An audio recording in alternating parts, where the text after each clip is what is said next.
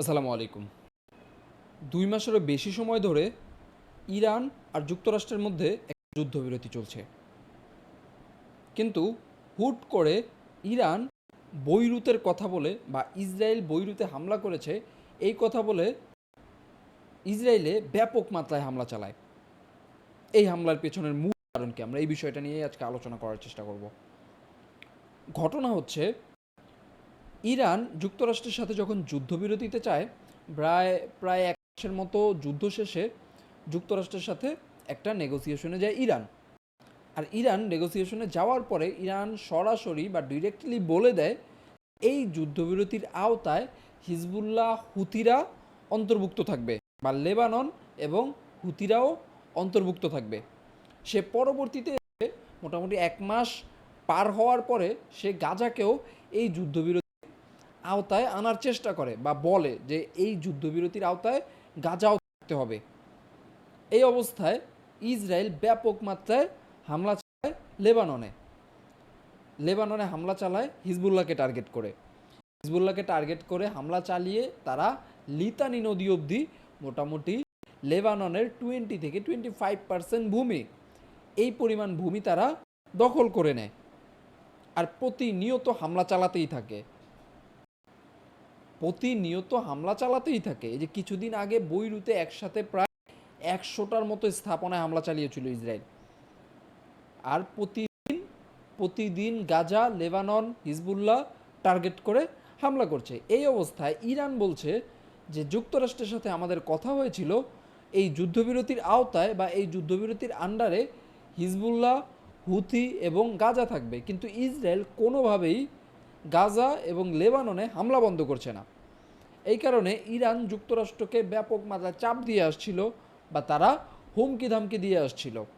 কিন্তু গত ২ দিন আগে ইরান একটা রেড লাইন সিলেক্ট করে দেয় বা ইসরায়েলকে সতর্ক করে দেয়। ইসরায়েল যখন ঘোষণা দেয় তারা বৈরুতে ব্যাপক মাত্রায় হামলা করবে, তখন ইরান ইসরায়েলকে সতর্ক করে দিয়ে বলে দেয় যদি যদি লেবাননের রাজধানী বৈরুতে ইসরায়েল হামলা করে সেক্ষেত্রে সেক্ষেত্রে ইরান ইসরায়েলে ব্যাপক মাত্রায় হামলা চালাবে এবং যুদ্ধ পুনরায় শুরু হবে।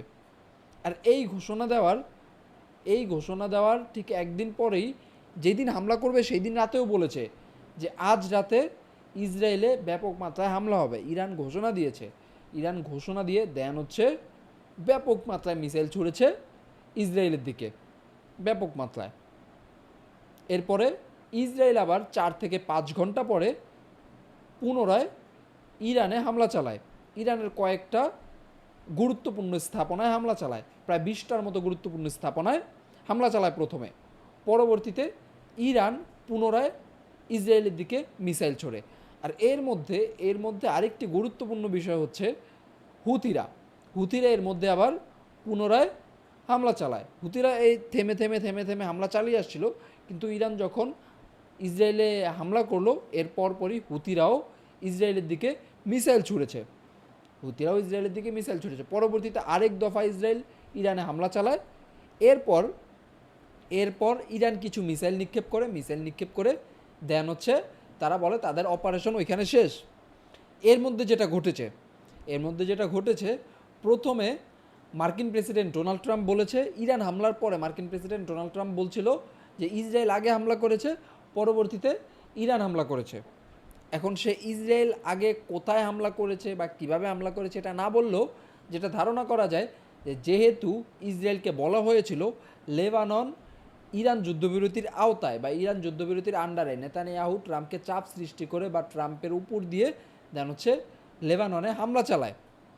সে হয়তো বা বোঝাতে চেয়েছে যে ইসরায়েল যেহেতু লেবাননে হামলা চালিয়েছে এই কারণে ইরান ইসরায়েলে হামলা চালিয়েছে। আর এতে করে স্পষ্ট প্রকাশ পায় যে যুক্তরাষ্ট্র কতটা ভয়ঙ্করভাবে ইরান যুদ্ধে ফেঁসে গেছে আর কতটা দ্রুত বা কতটা ব্যাপক মাত্রায় চেষ্টা করছে তারা যাতে ইরান যুদ্ধ থেকে বের হতে পারে। এরপর নেতানিয়াহু কি বলল যে এরপর ট্রাম্প কি বলল, আমি নেতানিয়াহুর সাথে কথা বলে তারা যাতে ইরানের সাথে উত্তেজনা প্রশমন না করে এই ধরনের বিষয় নিয়ে আমরা আলোচনা করব। এর পরপরই ট্রাম্প নেতানিয়াহুর সাথে কথা বলে সে ইরানের উপর পাল্টা হামলা চালাতে মানা করে, কিন্তু ইসরায়েল যুদ্ধ বিমান দিয়ে হামলা না চালিয়ে ইসরায়েল মিসাইল নিক্ষেপ করে ইরানের বিভিন্ন স্থাপনায় ট্রাম্পের সাথে কথা বলার পরেই। এর আগে ট্রাম্পকে জিজ্ঞেস করা হয়েছিল, আপনি যে চুক্তি করছেন এই চুক্তি যদি নেতানিয়াহু না মানে, সে বলে আমি নেতানিয়াহুকে কন্ট্রোল করি, নেতানিয়াহু আমাকে কন্ট্রোল করে না, আমি যেটা বলবো সে সেটাই মানতে বাধ্য। আর এর পরই তার কথায়, তার ফোন আলাপের পরে নেতানিয়াহু ব্যাপক মাত্রায় হামলা চালায়। পরবর্তীতে ইসরায়েলের একটি মিডিয়া নিউজ করেছিল যে এই হামলায় যুক্তরাষ্ট্র জড়িত, কিন্তু পরবর্তীতে ইসরায়েলের কিছু কর্মকর্তা বা ইসরায়েলের কিছু কূটনীতিক বলে যুক্তরাষ্ট্র এই হামলায় জড়িত না। ইভেন যুক্তরাষ্ট্রের পক্ষ থেকেও স্পষ্ট জানিয়ে দেওয়া হয় তারা এই হামলায় জড়িত না। অন্যদিকে সৌদি আরবে 2টি বিস্ফোরণের শব্দ শোনা গেছে, রিয়াদের আশেপাশে 2টি বিস্ফোরণের শব্দ শোনা গেছে, কিন্তু ইরান স্পষ্টত বলে দিয়েছে এই হামলা তারা করেনি, বা সৌদি আরবে কোনো ধরনের মিসাইল ড্রোন তারা নিক্ষেপ করেনি, তারা শুধুমাত্র ইসরায়েলে হামলা করেছে। এরপর ইরান যখন ঘোষণা দিয়েছে যে আমরা আমাদের অপারেশন এখানে ক্লোজ করছি, ইসরায়েলও ঘোষণা দিয়েছে আমরা যদি ইরান কোনো ধরনের মিসাইল হামলা না করে আমরা আর ইরানে হামলা করব না। এই পরিস্থিতিতে গত 24 ঘন্টা গিয়েছে। এখন ইসরায়েল আসলে কি বসে থাকে কিনা এটা বড় প্রশ্নের বিষয়। ইসরায়েল পুনরায় যদি লেবাননে হামলা করে সেক্ষেত্রে ইরান আবার হামলা করতে পারে, এই ধরনের একটা পরিস্থিতি তৈরি হতে পারে। কিন্তু ট্রাম্প ব্যাপক মাত্রায় চেষ্টা করছে যাতে এই উত্তেজনা প্রশমন করে এই সমস্যার সমাধান করা যায়। এই সমস্যার সমাধানের জন্য ব্যাপক মাত্রায় চেষ্টা করছে ট্রাম্প। এই হচ্ছে বর্তমান পরিস্থিতি। তাহলে আজ রাখছি এখানে। ভালো থাকবেন, সুস্থ থাকবেন, কমেন্ট করে অবশ্যই আপনার মতামত জানাবেন।